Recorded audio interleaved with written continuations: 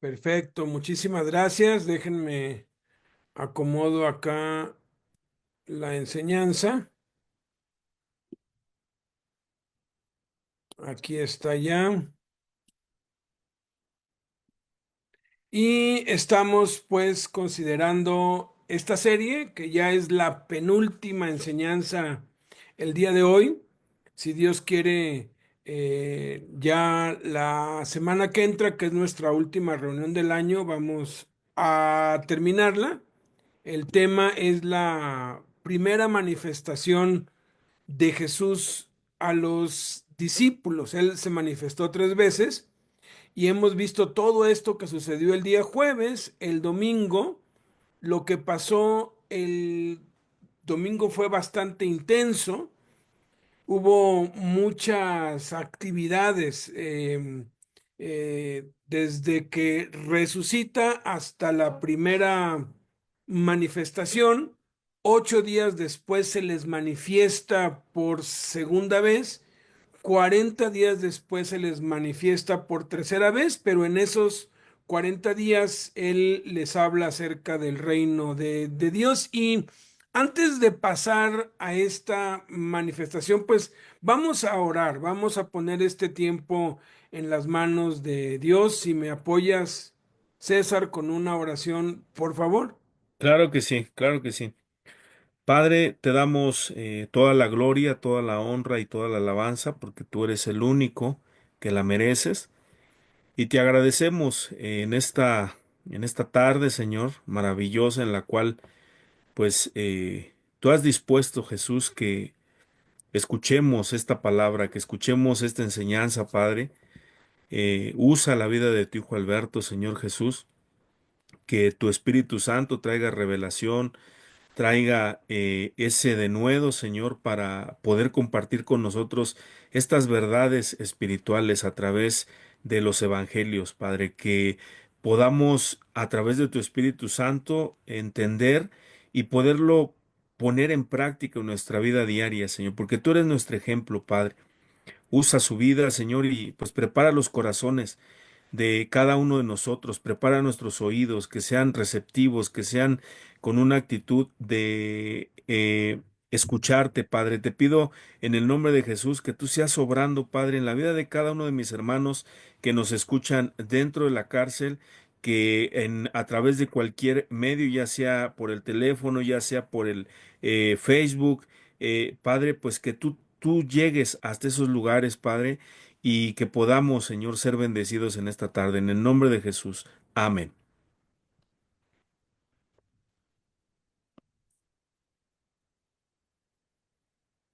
Amén, bendito sea Dios. Pues vamos a, antes de ver esto, porque cuando nosotros examinamos esto, puede haber una tendencia a pensar que hay contradicciones acá. Entonces, es importante el contexto, porque el mensaje central aquí es la fe. ¿No? Entonces quisiera hacer un repaso de todo lo que pasó desde el domingo, desde el día 1 después de la resurrección de Cristo hasta el último día cuando ascendió al cielo. Es un resumen, nada más.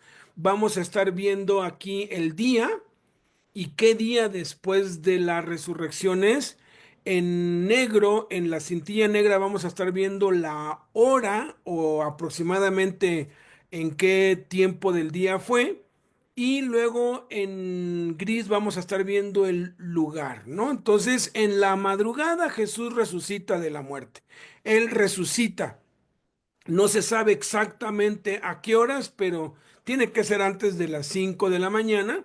Si ustedes pueden ver aquí, antecito del 5 hay como una culebrita. Ese es un símbolo universal que significa aproximadamente. O sea, puede ser 15 minutos antes o 15 minutos después. Se lee como aproximadamente a las 5 o en más o menos a las 5 de la mañana. Sucede la primer visita a la tumba. Viene María Magdalena, otra María Magdalena, no la María Magdalena de la que Jesús expulsó 7 demonios, de la famosa, y otra María. Habían muchas Marías Magdalenas en ese tiempo. En la resurrección vemos descritas a tres diferentes. En el sepulcro, un ángel del Señor desciende del cielo y remueve la piedra. Los guardias aterrados se quedan como muertos. El ángel les envía a decir a los discípulos que Jesús ha resucitado y que va delante de ellos a Galilea, que allí le verían. Noten por favor esto. Eh, eh, eh, Esto es interesante. Jesús les está enviando desde el principio. Voy a Galilea. Allí es donde ustedes me van a ver. Allí es donde quiero que me vean. La orden inicial fue vayan a Galilea. La fe va sucedida o seguida de acciones. De hecho, la palabra, la definición de la fe bíblica es acción obediente a lo que Dios ha dicho. Debido a que ellos no tuvieron fe, entonces no obedecieron esta orden. La enseñanza que vamos a aprender también aquí hoy es que la fe es lo que nos capacita para poder obedecer a Dios. De ahí la importancia de aumentar nuestra fe. Entonces, aquí el primer mensaje que se les da es, díganles que voy a Galilea y allá los voy a ver. Ellos estaban en Jerusalén. Las mujeres van corriendo a dar las nuevas a los discípulos. Puse en rojo cada vez que a los discípulos alguien les fue a decir, Jesús resucitó y va delante de ustedes a Galilea. Fueron 10 veces de 10 distintas maneras, Jesús les envió testigos presenciales a decirles, ha resucitado, va delante de ustedes. Y es impresionante que de esas, a pesar de esas 10 veces, no creyeron. Y más impresionante aún, viendo a Jesús en persona, tampoco creyeron. Ahorita vamos a descubrir esto y lo importante es aprender, ¿verdad? Que nosotros no caigamos. Lo que está escrito es para que nosotros no caigamos en los mismos errores y aprendamos. Los guardias van corriendo a reportar lo sucedido a los principales sacerdotes. Sabemos lo que pasó, les dan mucho dinero, los esconden, les dicen que si se entera el gobernador que los van a poner a salvo, los corrompen y se corre ese rumor que nadie creyó, obviamente, ¿no? 5:10 AM, o sea, ellas apenas están yendo cuando viene María Magdalena en la segunda visita a la tumba. Es de la que expulsó 7 demonios. Esta sí es la María Magdalena, la famosa, ¿verdad? Y en el sepulcro encuentra removida la piedra y sale corriendo a Jerusalén cerca del sepulcro. Obviamente, por lo que nos cuentan los evangelios, estaban a 10 o 15 minutos de camino corriendo a donde estaban escondidos Pedro y Juan. Los discípulos estaban escondidos todos, unos en un lugar, otros en otro. Entonces aquí va a donde están Pedro y Juan. Regresan y a las 5:30 es la tercera visita a la tumba. Pedro, Juan y María Magdalena. Estamos en el sepulcro. Llega Juan al sepulcro y ve los lienzos puestos allí, pero no entra. Luego llega después Pedro y entra al sepulcro, ve los lienzos y el sudario. Pedro y Juan siguen sin entender y van con los otros discípulos. Ellos saben, ven que no está el cuerpo allí, pero siguen sin creer en la resurrección. No entienden. María entonces ve a 2 ángeles y después ve a Jesús resucitado. Quiere abrazarlo. Jesús no se deja tocar porque aún tiene que ir al Padre en el cielo. Jesús envía a María Magdalena a dar estas nuevas a los discípulos. Aquí está la segunda vez que María va a los discípulos a decirles que había visto a Jesús y lo que le dijo. Luego cambiamos a la escena en el tercer cielo, que es entre las 5:30 y las 6. Jesús asciende al tercer cielo, al trono, es glorificado y luego vuelve. aproximadamente a las 6 de la mañana, en el camino entre el sepulcro y el lugar donde estaban escondidos los otros discípulos, que obviamente estaban más lejos que donde estaban Pedro y Juan, Jesús se aparece a la primer María Magdalena y a la otra María y se deja abrazar por ellas porque ya subió al Padre y regresó. Por eso no se dejó tocar por María, porque no había subido al Padre. Pero ahora ya subió al Padre y ahora ya se permite tocar por las mujeres y las envía a los discípulos. Es la tercera vez, el tercer mensaje, el tercer grupo, a dar las nuevas para que vayan a Galilea, que allí lo verán. Reafirma el mensaje que dio por medio del ángel.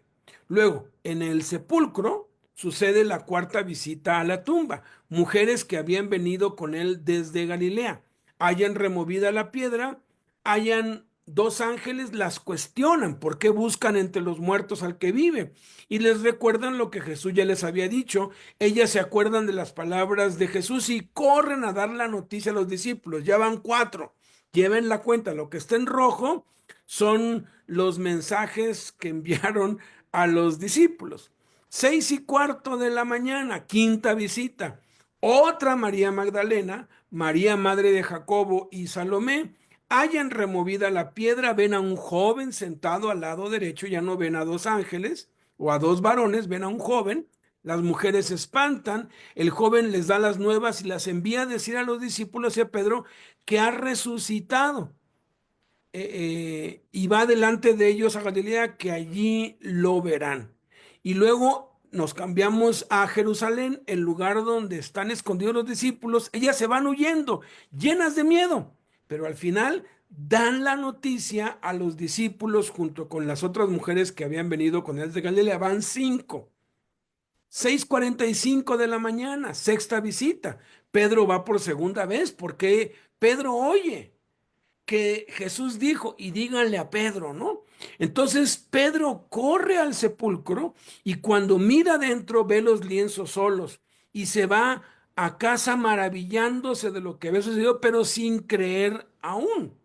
Sí, obviamente Pedro estaba posiblemente solo, lo fue a ver Juan, estaba avergonzado porque había negado al Señor 3 veces.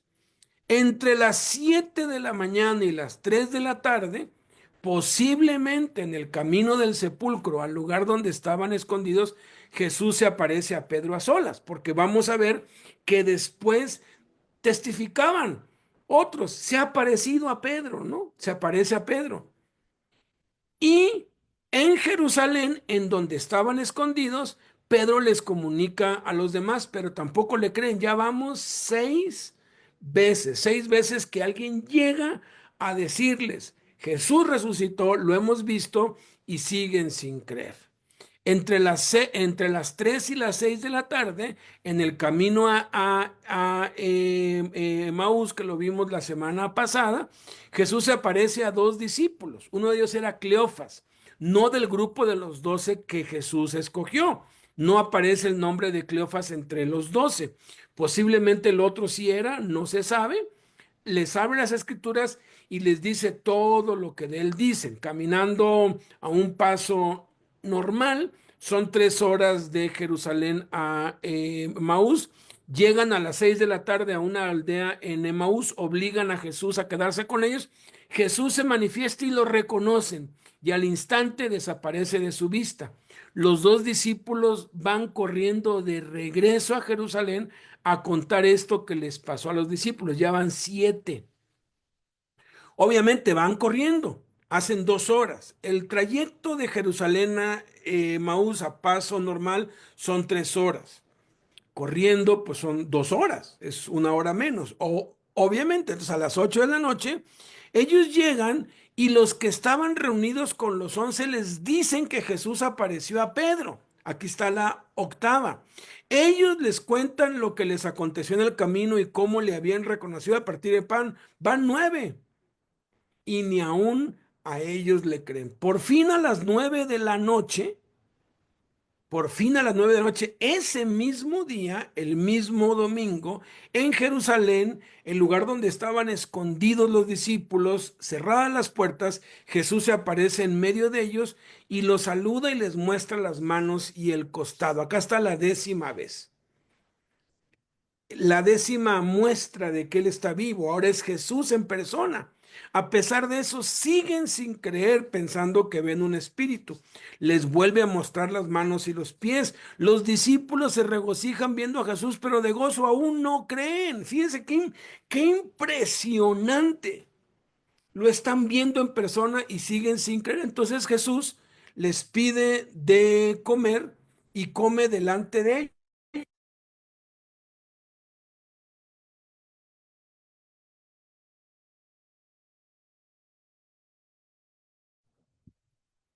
Tuvimos eh, tuvimos un pequeño problema ahí con la conexión.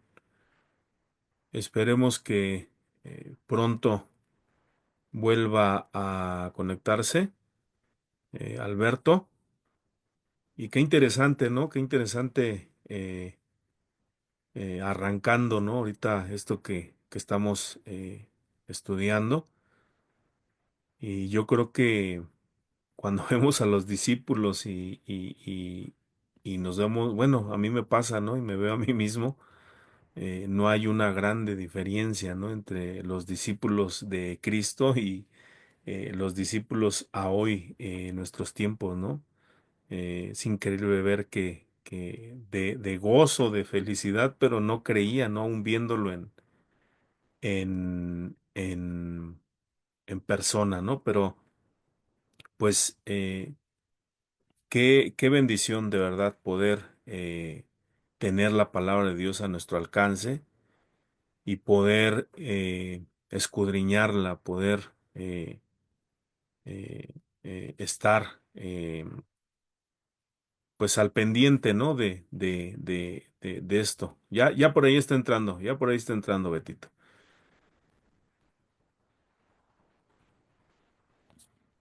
Ya estoy de vuelta acá, Sí, perdón, sí. se cayó la compu. Bueno, o sea, no se cayó, sino dejó de funcionar. Es que esto está tan bueno que hay oposición, pero gracias a Dios. Entonces, Adelante, adelante, vamos hermano. a continuar aquí. Déjenme, pongo la enseñanza en pantalla. Déjenme la acomodo y la pongo. Estoy usando otra computadora aquí. Entonces estamos aquí a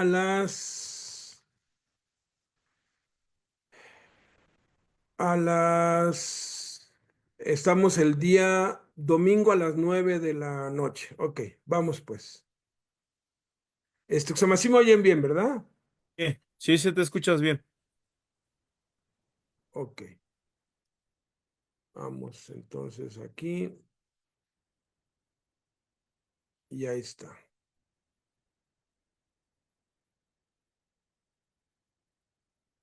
Ahí está. Entonces, continuamos pues.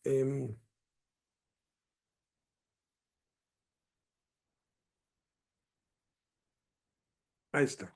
Entonces, aquí de gozo no lo creen, ¿no? O sea, siguen sin creer. Es impresionante, ¿no? Impresionante que lo están viendo, pero de gozo, fíjense, primero pensaban que era un fantasma, ahora están tan contentos que el gozo les impide creer. Eso nos da una enseñanza muy fuerte también. Entonces les pide de comer, come delante de ellos y les reprocha su incredulidad porque no habían creído a los que lo habían visto resucitado. Y entonces les abre el entendimiento, les profetiza el evangelismo mundial, la promesa del Padre y las señales que seguirán a los que creen. Les da el Espíritu Santo y el poder de remitir y retener los pecados. Entonces, ahora nos vamos al lunes, al día siguiente, el día 2 después de la resurrección. No se sabe a qué horas fue esto, pero Tomás no está presente cuando sucede y le cuentan todo lo que pasó. Vean, son 10 hombres, más los que estaban con ellos, le cuentan, mira, Jesús vino, se nos apareció, nos dijo esto, esto, esto, esto, y Tomás no cree. A pesar de eso, es que la muerte de Jesús de verdad fue tan impresionante, fue tan real, fue una muerte bajo, bajo un imperio cruel, fue una ejecución judicial, realmente murió, o sea, era imposible poder creer que pudiera haber sobrevivido a todo eso. Entonces, eh, eh, no se sabe a qué horas, pero 8 días después en Jerusalén, el lugar donde estaban escondidos los discípulos, se les aparece de nuevo estando Tomás presente, reprende a Tomás y se le manifiesta personalmente, ¿verdad? Ahí es cuando se arrodilla y le dice, mi Señor y mi Dios, y Jesús le dice, porque me viste, Tomás, creíste, más bienaventurados son los que no ven y creen, ¿no? Entonces,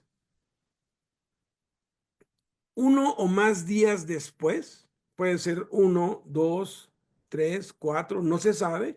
O sea, es el día 9 más, el símbolo más después del número significa que pueden ser uno o más días después de la resurrección.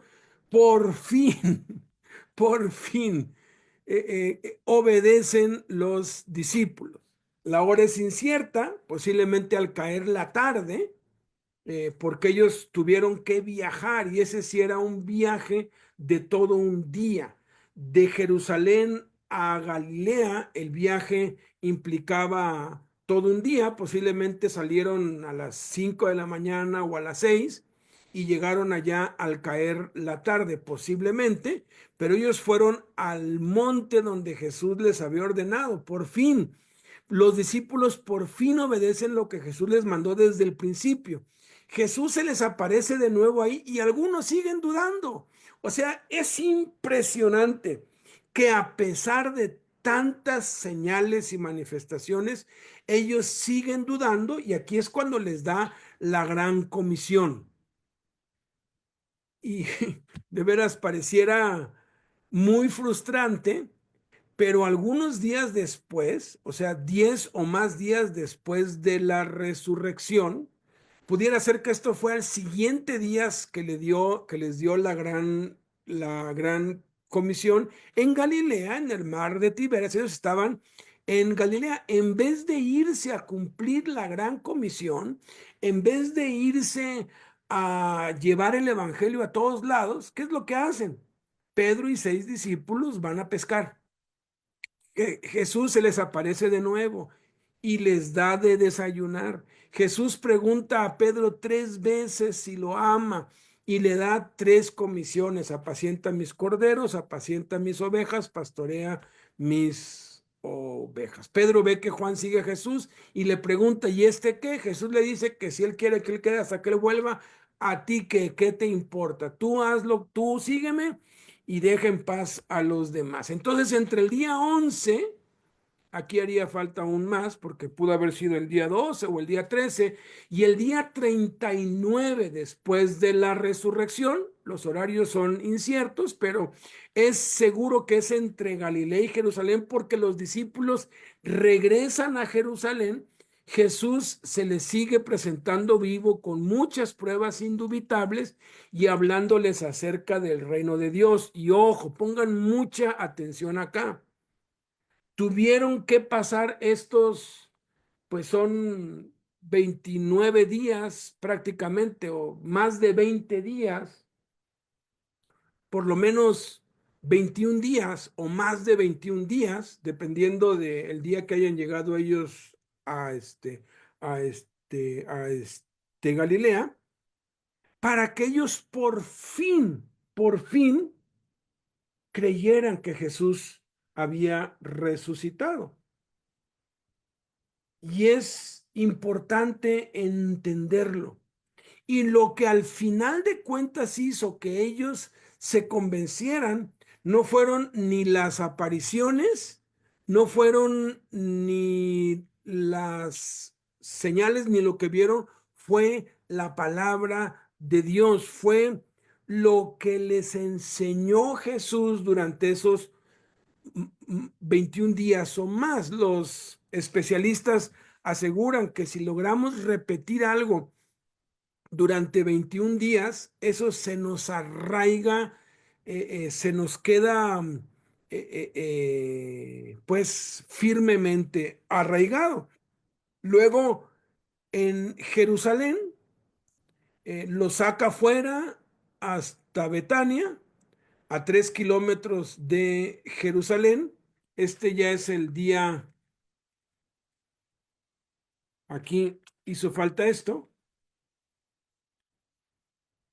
hizo falta esto, este es el día 40 después de la resurrección. El día 40 ellos ya de Galilea viajan para Jerusalén, pasan 21 o más días, y el día 40 después de la resurrección, Jesús los saca fuera a Betania, que está a 3 kilómetros de Jerusalén, los bendice y les profetiza el bautismo del Espíritu Santo, que 10 días después vino en Pentecostés, ¿verdad? Y Jesús es llevado al cielo a la vista de ellos. Eso está en el libro de Hechos. Entonces, teniendo este contexto, vamos a analizar la manifestación a los discípulos, porque no es suficiente con tener una manifestación sobrenatural de Dios o muchas manifestaciones sobrenaturales. Ya en estos últimos 40 años que Dios me ha permitido servirle y seguirle, me he dado cuenta en mi vida personal y en la vida de algunos otros, que no importa cuántos milagros hayas visto, si tú descuidas la palabra de Dios, tu fe va a menguar, vas a titubear, vas a dudar y te puedes apartar. He conocido siervos de Dios que se han apartado grave, terrible y lastimosamente, han abandonado la fe, pero de una forma escandalosa. Y ha sido porque descuidaron su relación personal con Dios.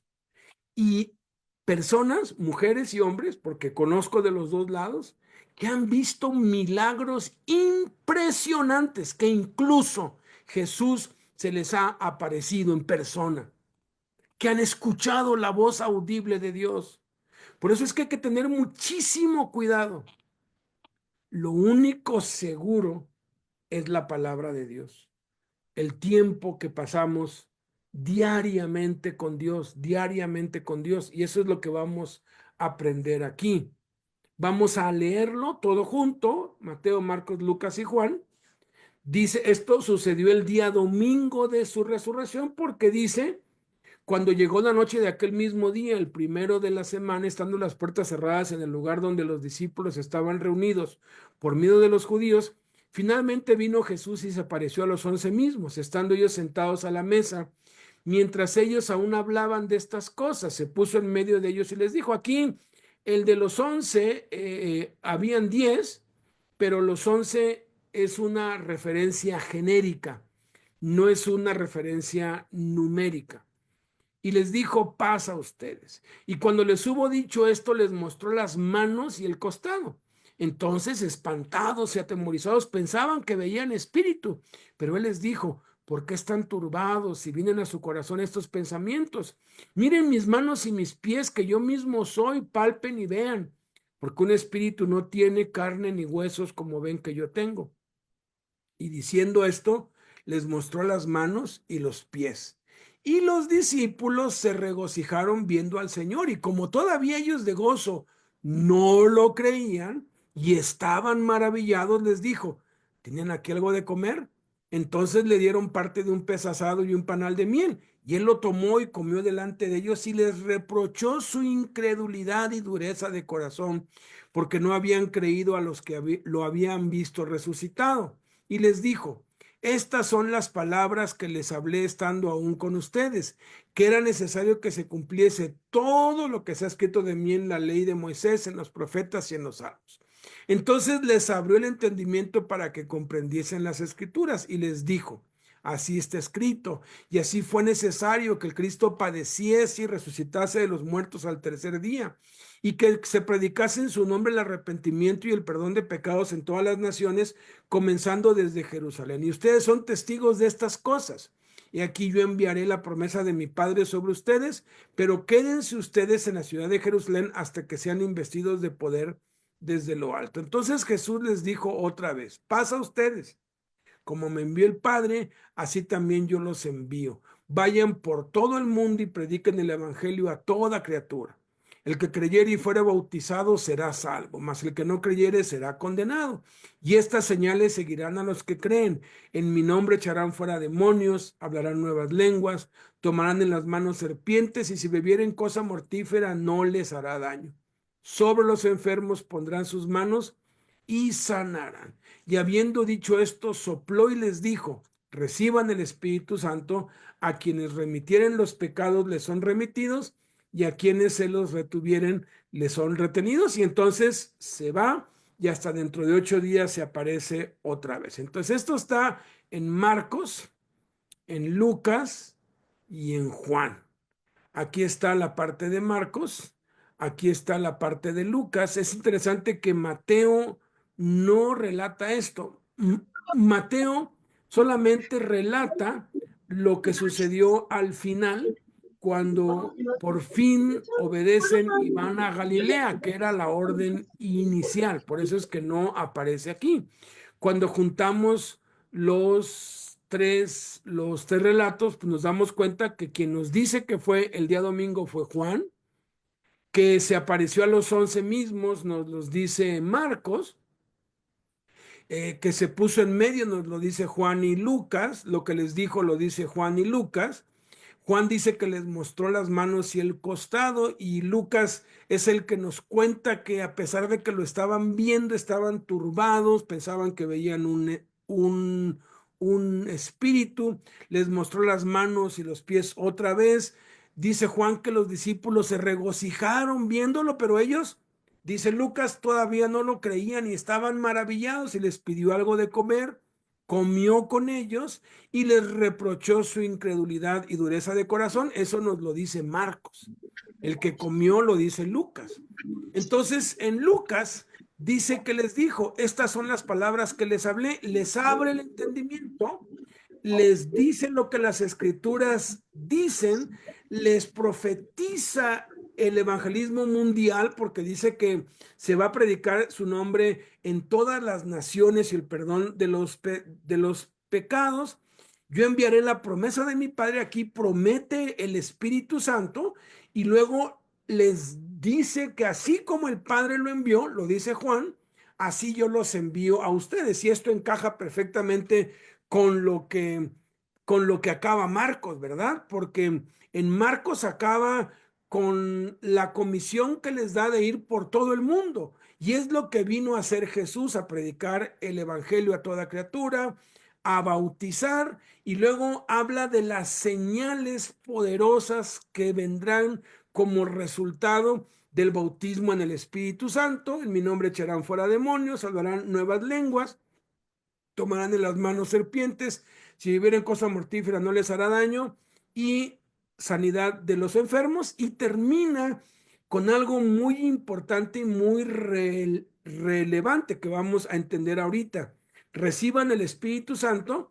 Y luego dice: a quienes remitieren los pecados les son remitidos, y a quienes se lo retuvieren les son retenidos. Ahorita vamos a explicar un poco de cada uno de los pasajes en lo que aprendemos a Cristo. ¿Qué aprendemos a Cristo? Lo primero que aprendemos a Cristo es que Jesús se manifiesta de una manera especial y única cuando estamos reunidos. Nos habla y nos muestra que vive. Por eso la importancia de congregarnos, porque Jesús vive en nuestro corazón, por supuesto que sí. Jesús nos habla, por supuesto que sí. Jesús nos muestra que Él está vivo cuando estamos solos, por supuesto que sí. Pero cuando nos reunimos, hay una manifestación especial. Hay cosas que nos habla cuando estamos congregados, que no nos habla cuando estamos solos. Porque vamos a ver en un rato que el diseño de Dios siempre ha sido eso: hablarnos a través de otros. Y nos muestra que vive, pero cuando nos congregamos nos lo muestra de una manera muy particular viendo a los otros. Aquí dice que las puertas estaban cerradas, entonces ahí está el primer milagro, ¿verdad? Jesús no forzó la puerta, no tenía llave, simplemente apareció en el lugar, se apareció a los 11 mismos. Mientras ellos hablaban de estas cosas, de lo que había pasado, de lo que ya 9 veces les habían dicho, vimos a Jesús, vino Jesús, nos mandó hablar esto y están hablando de esto, dice, se pone en medio de ellos. Donde 2 o 3 están congregados en mi nombre, allí estoy yo en medio de ellos. Y les habló. Dice, les dijo, paz a ustedes. Dios nos habla cada vez que nos reunimos. Espero que te esté hablando ahorita y nos muestra que vive, nos muestra que Él es real, que no es una ilusión, que no es una fantasía, que no es una fábula, que es verdadero. Por eso es que el último versículo de la carta del apóstol Juan dice que estamos en el verdadero, que Dios nos ha dado entendimiento para que conozcamos al que es verdadero y estamos en el verdadero Dios, en su Hijo Jesucristo, que es el verdadero Dios y la vida eterna. De ahí la importancia de congregarnos y no dejar de hacerlo. La segunda cosa que aprendemos a Cristo es que la fe no se basa en lo que pensamos, en lo que vemos o en lo que sentimos. A veces nuestros argumentos nos traicionan, nuestros pensamientos se van por otro lado, tenemos ideas, concluimos cosas, nos creemos muy inteligentes y acuérdense que la escritura dice que muchos profesando ser sabios se hicieron necios. La sabiduría del mundo no es, no funciona para con Dios. Lo insensato de Dios es más sabio que los hombres. Dios ha enloquecido la sabiduría de este mundo. Entonces, no es lo que pensamos, porque aquí dice, les dijo, ¿por qué están turbados y vienen a su corazón estos pensamientos? Allí Satanás empezó a bombardear las mentes de ellos, a decirles mentiras, a lanzar sus dardos. Y eso siempre van a venir a nuestras mentes dardos de fuego del diablo para desviarnos.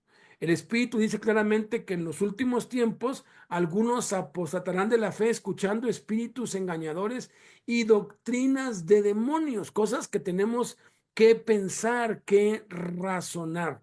Entonces, no confíes en lo que piensas, tampoco confíes en lo que ves, porque ellos lo estaban viendo. Miren mis manos y mis pies, que yo mismo soy. Y tampoco confiemos en lo que sentimos, porque dice, palpen y vean.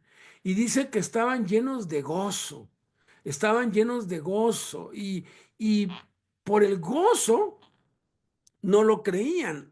Fíjense, las emociones son válidas, las emociones son una bendición, pero no podemos depender de ellas. Engañoso es el corazón más que todas las cosas. Una emoción puede cambiar de un segundo para otro. Las emociones son inestables y podemos hoy estar bien gozosos y al minuto estar queriéndonos quitar la vida, porque las emociones se pueden manipular, las emociones se pueden manejar, incluso se pueden alterar químicamente. Por eso venden todas esas drogas, ¿verdad? Que hacen que te sientas o cariñoso o tranquilo, efusivo, excitado, etcétera. ¿Por qué? Porque hay química, hay cuestiones químicas que la ciencia ha descubierto y hay una pastilla para cada emoción que quieras sentir o que quieras suprimir. Entonces, no podemos confiar en eso. La fe se basa en la palabra de Dios, en lo que está escrito, no en lo que pienso, no en lo que veo, no en lo que siento, porque a veces nos justificamos a nosotros mismos cuando hacemos algo malo y razonamos y concluimos cosas en nuestra mente, ¿no? Y eso es peligroso porque lo que está escrito es lo que vale, es lo único que rige y que debe regir nuestra conducta y nuestra vida. Por más que nuestros pensamientos o que nuestro corazón nos digan que estamos bien, cuando la Biblia dice que algo está mal, debemos rechazar lo que pensamos, lo que razonamos y también lo que sentimos. Hay un texto en la primera de Juan interesantísimo que dice, si nuestro corazón no nos reprende, mayor que nuestro corazón es Dios. A veces hacemos algo malo y no nos sentimos mal, ¿no? No sentimos que estamos haciendo algo mal. Es más, hasta sentimos que estamos haciendo algo bien y nuestro corazón no nos reprende.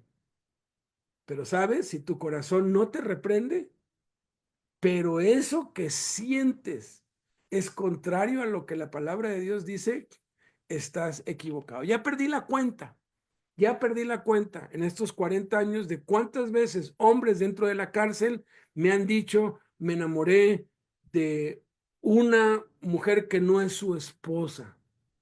Es que me enamoré de ella, es que ya no amo a mi esposa, ahora la amo a ella. Y les digo, ese es un engaño, porque la escritura dice, no adulterarás.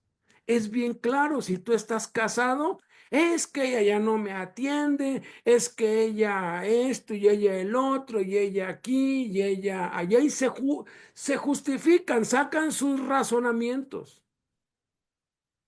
Sus ojos ya no atraen, sus ojos ven el rechazo. Entonces, todo eso los lleva, junto con lo que sienten, a decir, pues no está mal. A mí incluso me han dicho, si estuviera mal, pues Dios me haría sentir mal. Y ahí es cuando les digo, si tu corazón no te reprende, mayor que tu corazón es Dios. La palabra de Dios dice que eso es pecado y es pecado aunque tú sientas que está bien. Lo que está escrito, como dicen los indios en mi tierra, en Chiapas, como dice el papel, Señor, como dice el papel y el papel lo dice, y a mí me puedes decir misa, me puedes decir feria, me puedes decir cuentos, pero es como dice el papel y se acabó. No nos engañemos a nosotros mismos. Está pasando aquí. Ellos, por sus pensamientos, por su vista y por sus sentimientos, fíjate, esas tres cosas les impedían creer. Tú no debes depender de eso. Lees algo y no te parece lógico. ¿Qué importa la lógica? Si está escrito, así es y se acabó. Punto. ¿Yo qué tengo que andar quebrándome la cabeza queriendo resolver? La Trinidad es una de las cosas más misteriosas que hay. Pablo mismo dijo, indiscutiblemente grande es el misterio de la piedad. Padre, Hijo, Espíritu Santo, es inexplicable, pero está escrito y yo lo creo y punto. Digan lo que digan y hablen lo que hablen. Hay a quienes se les han aparecido ángeles que son demonios disfrazados que les dicen que la Trinidad no existe, que nada más hay un Dios y que ese Dios es nada más Jesús, que no existe el Espíritu Santo. Y de ahí nació una secta que se llama la secta de solo Jesús y nada más creen en Jesús y están mal. Porque Jesús dijo que el Espíritu Santo existe y dijo que el Espíritu Santo es Dios. Yo no lo entiendo, pero lo creo. Y aunque venga un ángel y me diga o yo sienta que no es así, no es ni lo que siento, ni lo que veo, ni lo que oigo, ni lo que pienso, es lo que está escrito, como dijo el profeta Isaías, a la ley y al testimonio. Si no nos hablan conforme a la palabra, no les ha amanecido todavía. Entonces tengan mucho cuidado. Tercera cosa que aprendemos a Cristo es que Jesús no se desanima de nosotros y no cesará de darnos pruebas de que vive. Él no se desalienta, Él realmente quiere que nosotros creamos. Entonces, como todavía ellos de gozo no lo creían, pudo haber dicho, ¿saben qué? Ustedes no tienen remedio. O sea, no es posible que a pesar de que me están viendo, no me crean. O sea, no es posible. Entonces les dijo, ¿tienen algo de comer? Y comió delante de ellos. Porque les dijo, un espíritu no tiene carne y huesos, no come como yo, ¿no? Qué paciente es Jesús. Eso nos debe dar esperanza, nos debe dar ilusión de saber que la profecía se cumple, que el que ande por este camino, por muy torpe que sea, no se extraviará, siempre y cuando nuestros ojos estén puestos en Jesús y en lo que su palabra dice, no en lo que nosotros sintamos.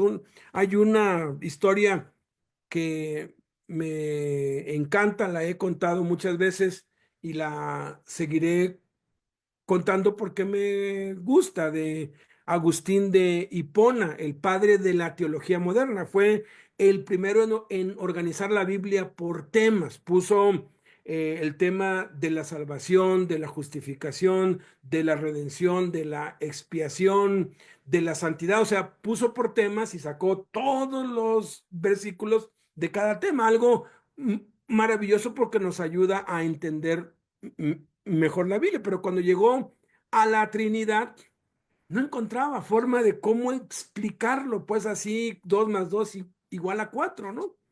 Y estuvo meses estudiando y estudiando y no daba y se puso a ayunar y a orar. Y un día caminando por la playa, porque él se iba a la playa a orar antes de que amaneciera hasta que el sol salía, y estaba orando, meditando, clamando a Dios, Señor, dame entendimiento, no puedo entenderlo. Y de pronto a lo lejos vio un niño, ya cuando ya había pues salido el sol, que con una cubeta corría hacia donde las olas rompen, llenaba la cubeta de agua y luego corría hacia la playa y echaba el agua. Y luego corría otra vez y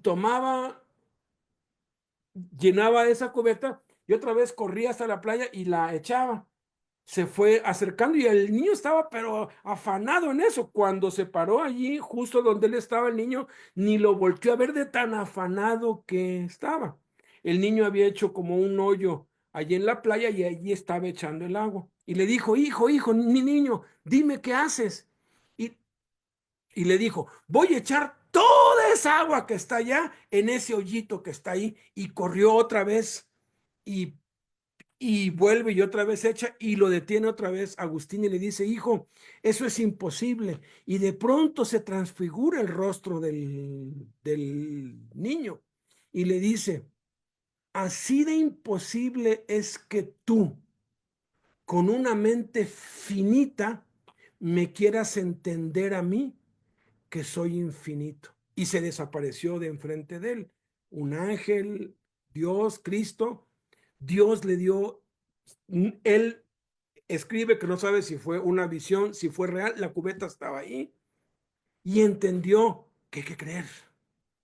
Porque mira, si de verdad, si de verdad quieres creer, Dios te va a dar pruebas. Y te va a dar pruebas de todo tipo. Y es increíble cómo Dios tiene la paciencia y el detalle de mostrarnos día tras día. Y si abres un poquito los ojos, te vas a dar cuenta que Dios está en todos lados, que Dios es real, que Dios es increíble, que Dios vive, pero no es por lo que ves, no es por lo que piensas, no es por lo que sientes, es por lo que está escrito. De ahí la importancia de, ok, voy a recurrir a la palabra de Dios para descubrir, para reafirmar mi fe.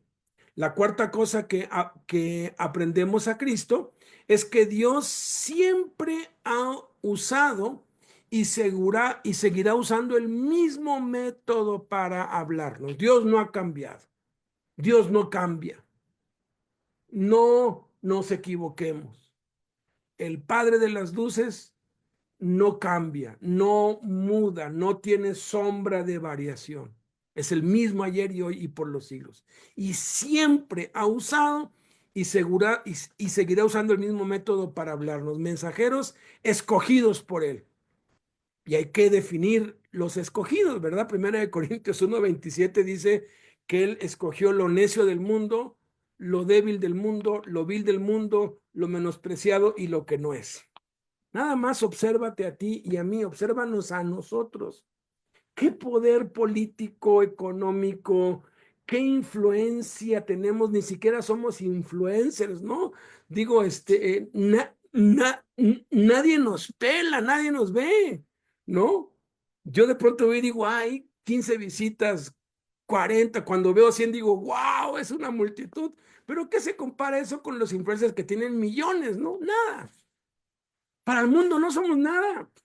No somos de interés para la gente, no somos de interés para nadie, pero Dios nos está usando como mensajeros.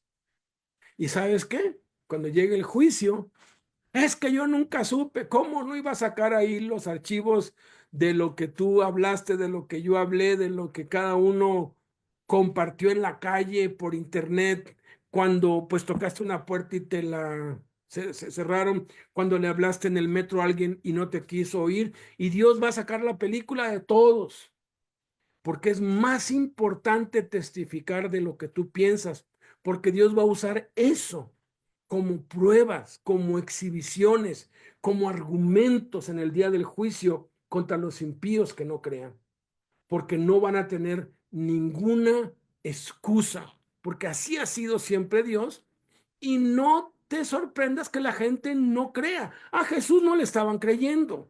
Por naturaleza somos incrédulos y duros de corazón, por eso es que hay que orar mucho. Por eso es que hay que nosotros primero estar bien firmes y después llevar la palabra a otros. Y no esperes que por una enseñanza que le diste ya va a creer. Tienes que buscar el modo a como dé lugar de que se meta con la palabra de Dios para que entonces se cimente su fe. Número 5, Jesús tiene que abrir nuestro entendimiento para que comprendamos las escrituras. La Biblia no se entiende con inteligencia humana. Dice, estas son las palabras que les hablé estando aún con ustedes, que era necesario que se cumpliese todo lo que está escrito de mí en la ley de Moisés, en los profetas y en los salmos. Y no entendieron, entonces les abrió el entendimiento para que comprendiesen las escrituras. Entonces fue cuando entendieron, fue cuando dijeron, ah, ahora sí, con razón, pero es una intervención sobrenatural de Dios. Y aquí es donde nosotros debemos perseverar en conocer a Dios por medio de su palabra, por medio de pasar tiempo con Dios, con su palabra. No esperes al año nuevo. Ay, el 1 de enero empieza a leer la Biblia. No empieza hoy, empieza ya. Haz tu plan hoy, voy a leer toda la Biblia, si es que ya la dejaste de leer, o si vas a la mitad, o ya llevas un plan, qué bueno. No esperes a la corriente de este mundo, hazlo ya hoy, porque Dios te está hablando hoy. Si tu fe está decayendo, urge que vuelvas a cimentarte en las escrituras. Es que no la entiendo, no te preocupes. Dios no te va a pedir cuentas de lo que no entiendes. Mark Twain decía esto, a mí lo que me preocupa de la Biblia no es lo que no entiendo, sino lo que entiendo porque no lo hago, ¿no? Si lo que entiendes no lo has hecho, por eso Dios no te ha revelado alguna otra cosa más, porque no estás poniendo en práctica lo que Dios te ha revelado ya, ¿ok? Entonces, aquí les dice, así está escrito y así fue necesario que el Cristo padeciese y resucitase de los muertos. O sea, estaba escrito, tenía que suceder así. Y también está escrito que se predicase en su nombre, en el nombre de Jesús, el arrepentimiento y el perdón de pecados a todas las ciudades, comenzando desde Jerusalén. Y esto ha sucedido hasta el día de hoy y esto continúa. Y ustedes son testigos de estas cosas. Jesús tiene que abrir nuestro entendimiento para que comprendamos las escrituras. Yo tengo un estudio que se llama 31 excusas para no leer la Biblia. Y de esas 31 excusas que yo he encontrado a través de los años, que me las han dicho, la más recurrente es, no la entiendo. Leo y no entiendo. Y les digo, no importa que no entiendas. La palabra de Dios va a producir un efecto en ti aunque no la entiendas. Yo les he contado en mi testimonio que cuando yo conocí a Cristo, lo que más me llamó la atención de la Biblia es que no la entendí. Yo me jactaba de ser muy inteligente, sacaba puro 10 académicamente. Para mí la universidad fue un paseo. Aprendía rápido, leía libros así en 3 días. Para mí leer era, yo te podía leer un libro y luego darte un resumen perfecto de ese libro. Y me encuentro con la Biblia y me topé con pared porque no entendí nada. Lo leí 4 veces, de Génesis a Apocalipsis. 4 veces en 3 meses. Leía 10, 12 horas diarias. No paraba, yo quería entenderlo y no lo entendía. Y no lo entendí a pesar de que lo leí varias veces. Pero la gente me empezó a decir todos, ¿qué tienes? Algo pasó en ti, hay un cambio en ti, estás diferente, te vemos diferente. Y hasta que mi amigo que me estaba discipulando, que regresó de su viaje, me dijo, es que tienes que pedirle a Dios que te dé entendimiento. Entonces, no importa qué tantos estudios tengas. La persona más ignorante y analfabeta puede entender mejor la Biblia que un premio Nobel de la educación o de las ciencias o de la literatura y que tenga doctorados, porque no depende de la capacidad humana, depende de la misericordia de Dios. Entonces, el entendimiento está al alcance de todos, pero va a llegar a su tiempo. Mientras tanto, no pongas esa excusa y lee la Biblia aunque no la entiendas. Sexta cosa que aprendemos a Cristo aquí es que cada uno somos enviados tal como fue enviado Jesús. Por eso necesitamos el poder del Espíritu Santo. Si nosotros queremos hacer la obra de Dios en nuestras fuerzas, no vamos a poder. Por eso les dice, yo enviaré la promesa de mi Padre sobre ustedes. Quédense en la ciudad de Jerusalén hasta que sean investidos de poder desde lo alto. ¿Por qué les dijo esto? Porque dice, pasa a ustedes, como me envió el Padre, así también yo los envío. ¿Y cómo me envió el Padre? Ah, pues me envió a predicar el Evangelio, me envió a bautizar, me envió a hacer milagros, y aquí menciona todos los milagros. Esto fue en esta misma ocasión que se los dijo, ¿sí?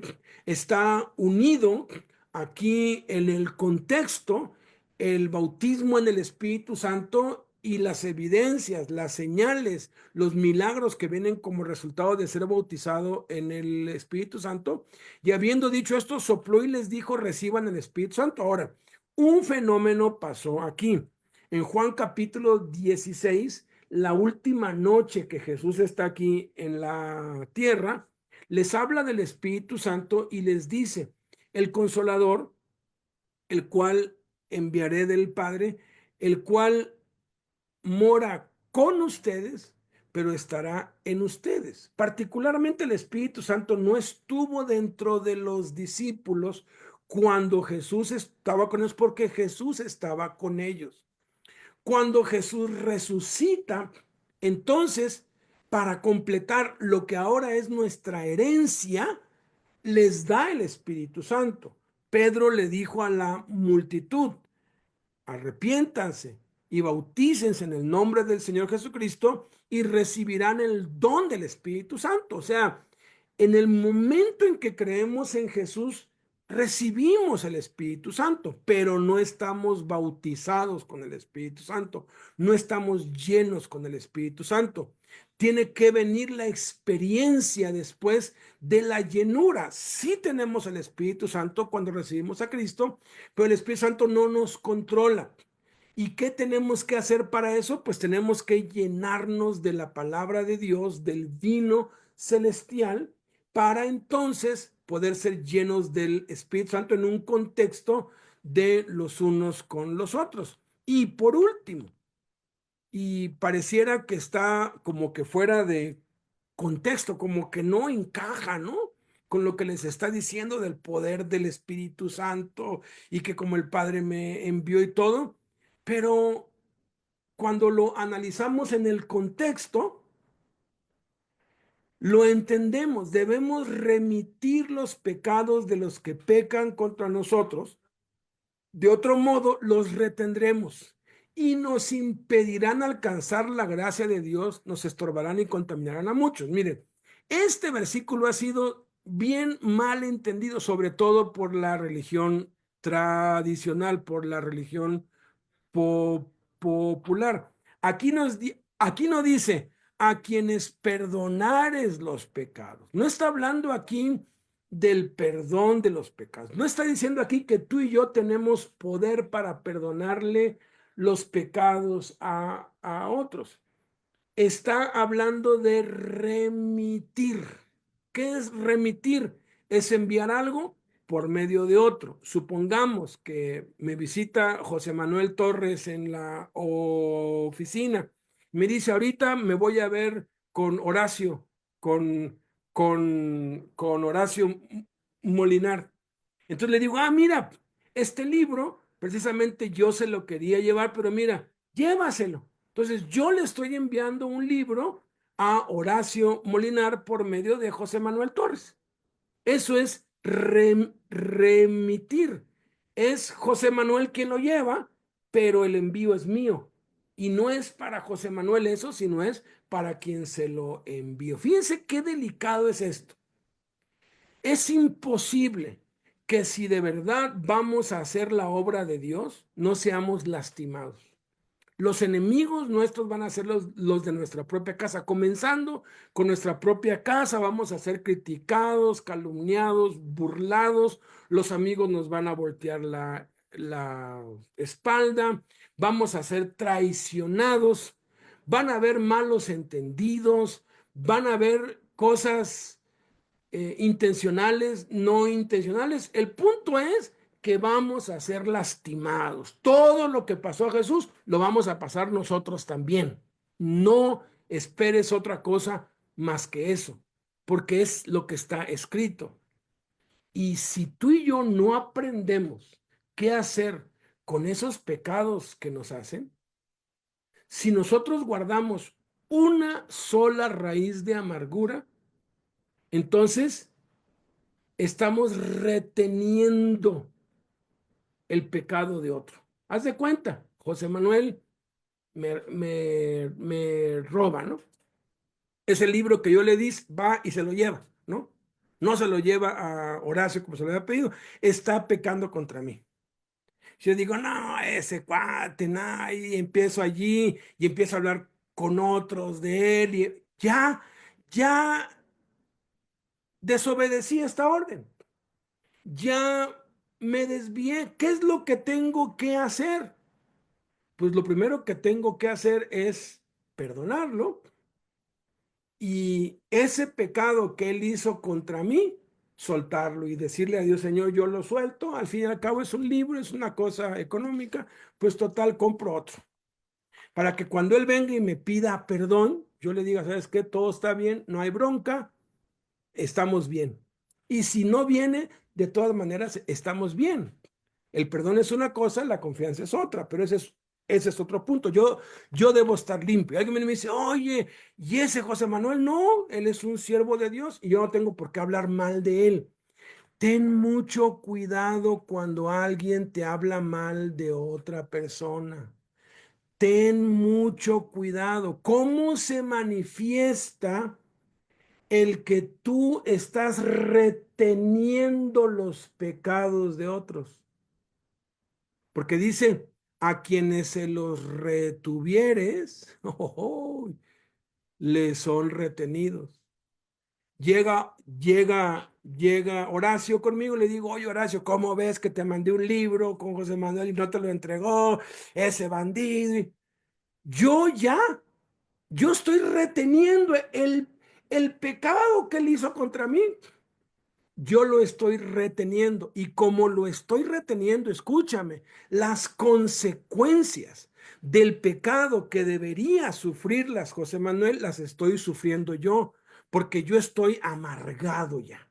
Yo ya estoy hablando, mira, a mí se me eriza la piel cuando alguien me habla mal, de quien sea, ¿eh? Así sea del presidente. Cuando alguien me quería empezar a hablar mal de AMLO, Yo lo paraba y le decía, la escritura dice que oremos por nuestras autoridades, que los bendigamos. No quiero oír más. ¿Por qué? Porque hay amargura. No importa, no importa. Mira, hay quienes hasta hablan mal del diablo, porque no están viendo a Dios. En vez de que digan, gloria a Dios, utilizó al diablo para que me pasara esto y Dios se glorificó. Las personas que hablan negativamente de lo que sea, tienen amargura en su corazón y eso les va a estorbar para servir a Dios. Eso va a hacer que el Espíritu Santo se apague en ellos. Hebreos 12:15 dice, mirad bien, no sea que alguno deje de alcanzar la gracia de Dios, que brotando alguna raíz de amargura les estorbe y por ella muchos sean contaminados. Cada vez que cualquiera me quiere decir algo mal de alguien, yo lo paro en alto y le digo, ora por él. Yo no tengo por qué oírlo, a menos que yo sea parte de lo que está hablando mal o que yo esté involucrado en eso. Pero si no, mira, ¿sabes qué?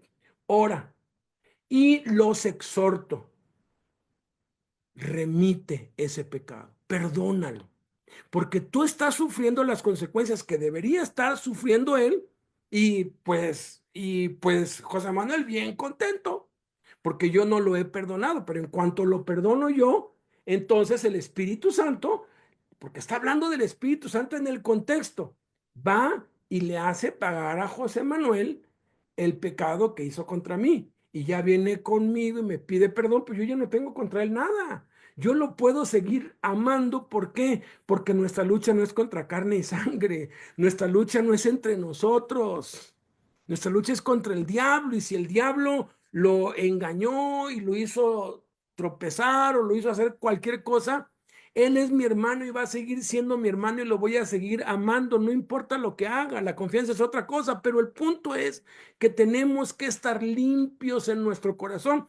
Y esto es algo que los que han seguido esta serie hemos visto recurrentemente, vez tras vez, tras vez, tras vez, repitiendo: Dios, ten cuidado de no perdonar de todo corazón, de guardar resentimiento contra nadie.